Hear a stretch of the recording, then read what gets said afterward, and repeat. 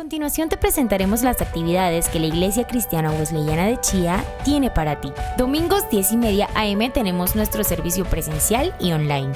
Si quieres asistir, visita nuestra página www.icwc.com.co y aparta tu lugar con anticipación. Si no puedes asistir, se transmitirá a través de nuestro canal de YouTube Iglesia Cristiana Wesleyana Chía. De lunes a viernes tenemos nuestro tiempo de oración a las 9 p.m. Miércoles y sábado, Amanecer con Dios, 5:30 a.m. Iglesia Cristiana Wesleyana de Chía. Nuestra visión es ser una iglesia apasionada por Jesús para extender el reino de Dios en Chía, en Colombia y en el mundo. Nuestra misión. En la Iglesia Cristiana Wesleyana de Chía evangelizamos, nutrimos y enviamos familias en Cristo Jesús a través del discipulado relacional.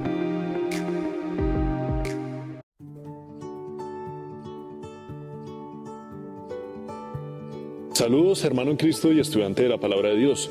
Es un gusto saludarte y de parte de la Iglesia Wesleyana de Chía queremos presentarte un tutorial como ayuda para tu tiempo devocional y espacio personal con Dios que esperamos que sea de mucha bendición para ti. ¿Qué es el devocional y por qué es tan importante en la vida cristiana? Es el espacio personal que dedicamos para nuestro Dios, para buscar su voluntad a través de las Escrituras, para ser agradecidos con Él y pedirle perdón por nuestros pecados, para exaltarlo y poner nuestras necesidades y las de otros hermanos en sus manos. Ten presente que el cristianismo es una vida de relación personal con el Señor Jesucristo y que Él desea revelarse a ti y que lo busques sinceramente día a día.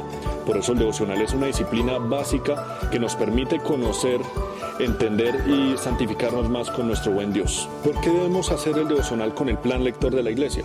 Como hemos explicado anteriormente, en el devocional dedicamos tiempo para el estudio de la palabra y por eso en la Iglesia Wesleyana de Chía manejamos un plan lector donde cada día al año se asigna un pasaje para el estudio.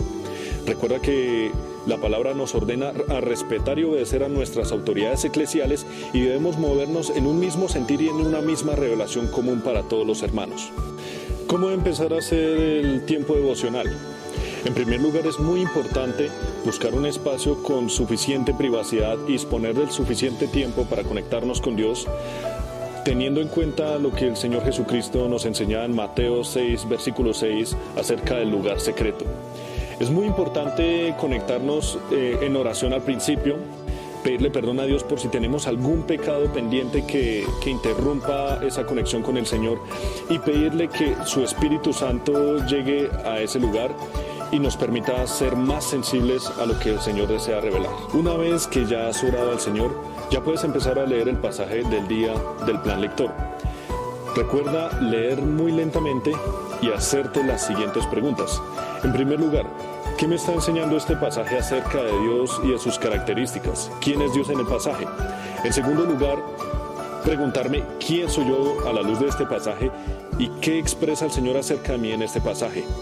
Tercera pregunta, ¿qué me está diciendo Dios? Y en este caso es muy importante tener en cuenta lo que el Señor ya me ha contestado en las dos preguntas anteriores. La cuarta pregunta sería, ¿cómo cambia este pasaje y lo que Dios ha dicho acerca de mí, mi manera de pensar? Y la quinta pregunta sería, ¿cómo voy a poner en práctica lo que el Señor me está hablando en todas las respuestas anteriores? Y finalmente, responde al Señor en oración. Si no sabes qué decirle a Él, hay 4 palabras que pueden orientarte. Perdón, te amo, gracias y por favor. No te quedes sin hacer tu tiempo a solas con el Señor. Él desea revelarse a ti y que le compartas a otros lo que Él te ha hablado.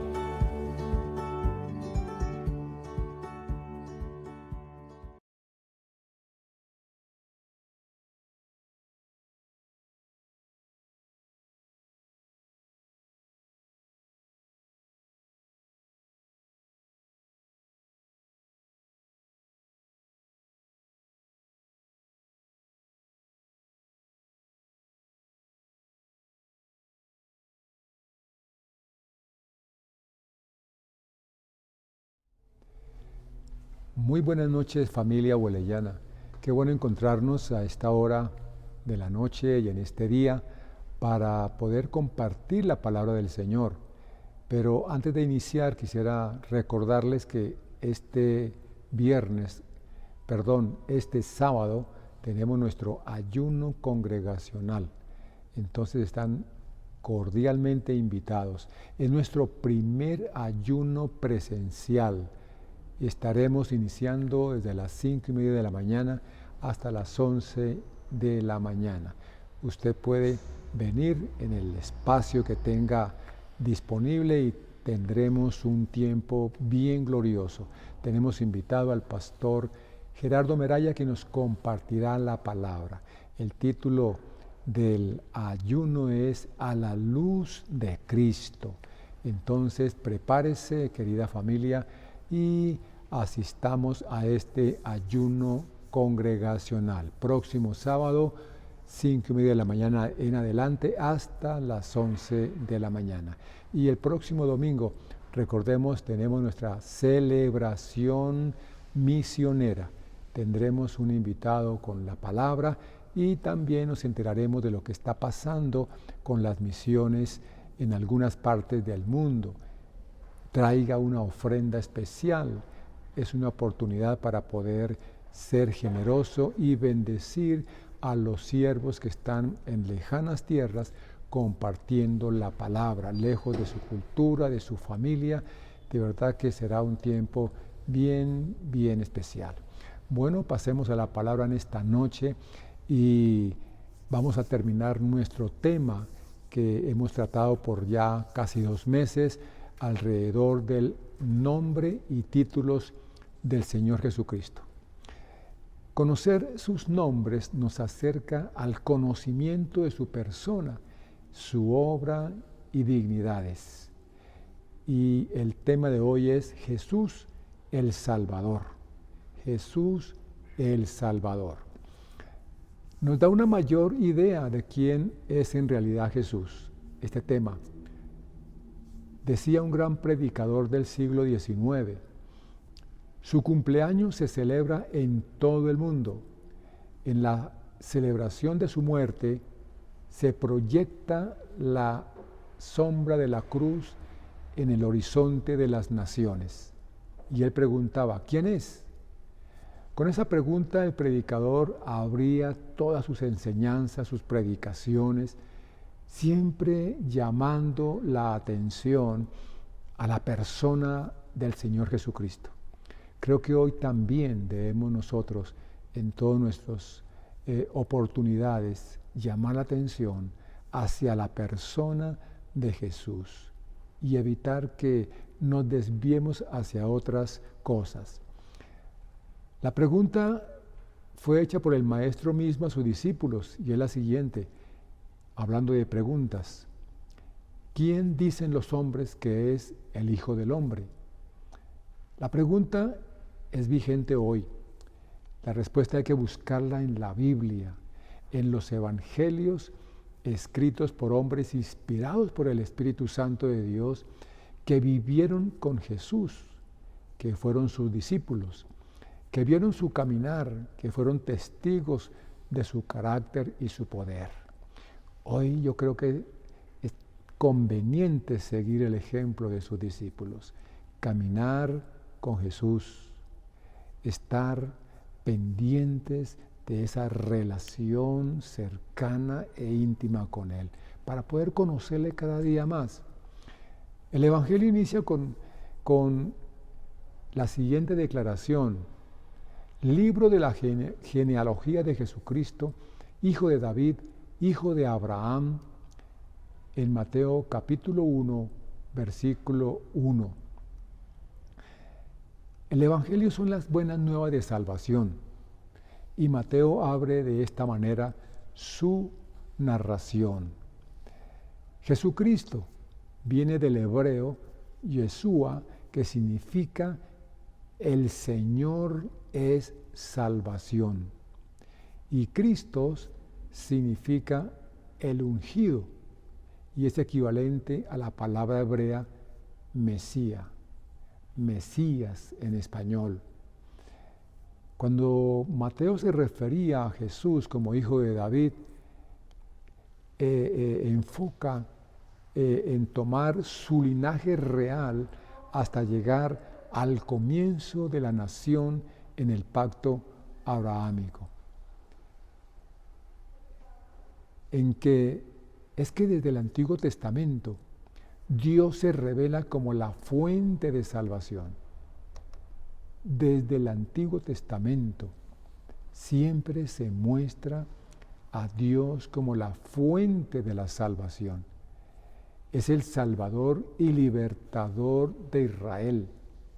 Liberó a su pueblo de la esclavitud egipcia. Recordemos toda la historia del pueblo de Israel. Y el salmista cita esto proféticamente, ya refiriéndose a Jesús. Dice, Él salvará a su pueblo de sus pecados, en el Salmo 106, 21. Entonces, desde el comienzo, Dios usó agentes humanos para salvar a su pueblo. Recordemos el caso de Moisés. Moisés usado para liberar al pueblo de Israel de la esclavitud egipcia. Ya conocemos todos la historia de Moisés, cómo se levanta y lleva al pueblo de Israel desde Egipto, todo el desierto, pasa en el Mar Rojo hacia Canaán, la tierra prometida. Esto es una ilustración de Jesús mismo, sacando a su pueblo, sacando a la humanidad de la esclavitud del mundo, del pecado, y sacándolo a una nueva tierra, una tierra prometida, una tierra de esperanza. También tenemos el caso de los jueces. El Señor se revela de esta manera como Salvador a levantar jueces. Todos recordamos a Gedeón, a Sansón, que en sus oportunidades ellos hacían de salvadores de su pueblo. Eran líderes que llevaban al pueblo a ser liberados de la opresión de sus enemigos. Pero miremos lo que dice Gálatas 4:4, ya hablando en el Nuevo Testamento, como un cumplimiento de la palabra profética. Y dice, mas venido el cumplimiento del tiempo, Dios envió a su Hijo, nacido de mujer, para liberar al pueblo de sus pecados. Aquí entonces Pablo se refiere a Jesús como ese Salvador, que tenía que ser humano, nacido de mujer, para salvar al pueblo de sus pecados. Al llegar al mundo, el Redentor recibió el nombre de su misión suprema. Cuando en Mateo también se dice, y llamarás su nombre Jesús, porque Él salvará a su pueblo de sus pecados. Eso está en Mateo 1:21 y también un pasaje paralelo en el Salmo 138. Era necesario que se levantara este Salvador, que redimiera, rescatara al pueblo de su condición pecaminosa, de la rebeldía, de la desobediencia. Por eso los judíos del siglo I entendieron que el mensaje del Evangelio significaba que así como Dios había levantado a Moisés para liberar a Israel de la esclavitud egipcia, así también había enviado a Jesús para liberar a su pueblo de sus pecados. Pero desafortunadamente no le obedecieron. Todos sabemos la historia. Lo sabían, pero no obedecieron. Quizá hoy en día estamos en la misma situación. Tenemos naciones religiosas que se precian de su religión, pero realmente no conocen al Salvador del mundo, a Jesucristo. Tienen un sistema religioso, tienen ritos y ceremonias, pero no conocen al Salvador, al Redentor del mundo. Y por eso el mundo anda en pecado, en desobediencia y en todo lo que sabemos en cuanto a maldad, inmoralidad. La misión fue cumplida por Jesús en la cruz del Calvario. La cruz del Calvario, pues implicaba expiación, que es igual a muerte. Tenía que haber muerte para poder haber redención. Esto se encuentra tipificado en los sacrificios del Antiguo Testamento con animales para expiar el pecado del pueblo. Pero era necesario ya que Jesús reuniera todo lo del pasado y Él, como ser humano que fue también, llevara sobre sí mismo el pecado del mundo y nosotros acogernos por fe a su obra. Toda la vida de Jesús se desarrolló de acuerdo a su nombre, hizo gala de su nombre, de su naturaleza. Mucha gente testificó y está testificando hoy en día en nuestro tiempo. Estuve dominado por el pecado, pero Jesús vino a mi vida y me rescató. En estos días veía por las redes sociales algunos testimonios de deportistas, de actores que han tenido un encuentro con el Señor Jesucristo. Y ellos daban testimonio de cómo habían sido rescatados de esa vida vana, de esa vida aparente, de aparente éxito, y que Jesucristo vino y los salvó. Qué bendición poder encontrar estos testimonios. Hablando de la palabra de Dios, encontramos a María Magdalena. Ella daba testimonio y decía, me liberó de 7 demonios. Una mujer metida en el pecado, poseída por tantos demonios y fue libre por el Señor Jesucristo. El paralítico, él dice, no solamente me sanó, sino perdonó mis pecados. Esa era la obra de Jesús cuando estaba caminando por Galilea, su obra de redención. Hoy su obra sigue vigente porque sigue existiendo el pecado. Al igual que ayer, el hombre en su corazón tiene arraigado el pecado, está inclinado a la desobediencia, a la rebeldía. Mucha gente es consciente de que tiene que hacer el bien, tiene que obrar correctamente, pero esa naturaleza pecaminosa, todos sabemos, adquirida por nuestro padre Adán, pues nos lleva al pecado. Por eso es necesario proclamar al Señor Jesucristo. Proclamar que hay un Salvador, un Redentor, que es el que tiene la respuesta para este mundo. Hablando personalmente, yo soy testigo de su obra de salvación. Soy testigo, lo viví en mi propia vida.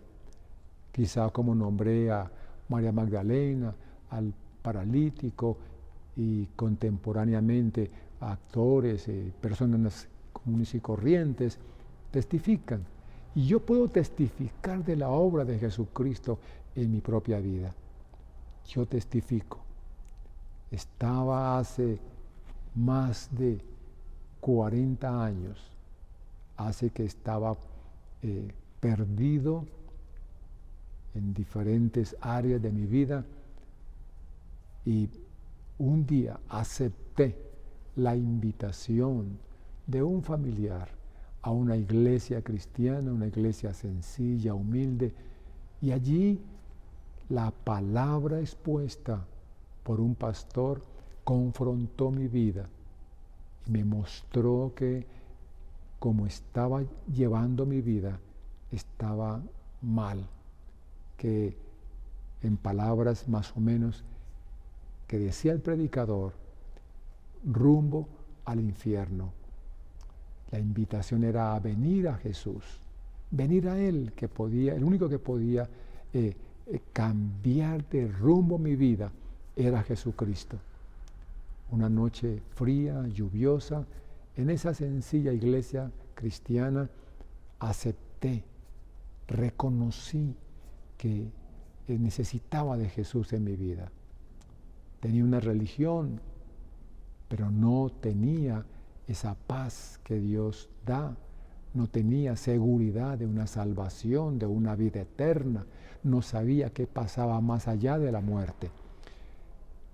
Y jamás, desde esa noche, me he arrepentido de haber hecho esa decisión, de haber reconocido que necesitaba un Salvador para mi vida. Y cuando vino a mi vida, mi familia fue afectada, mi propio hogar fue salvo, mi familia extendida fue salva. Y he podido gozar de esas promesas del Señor, que creyendo nosotros en Cristo seríamos salvos y también nuestra familia. Hace unos par de semanas tuve la oportunidad de ser testigo de cómo la palabra de Dios se cumple. Ver a mi familia, a mis hermanos,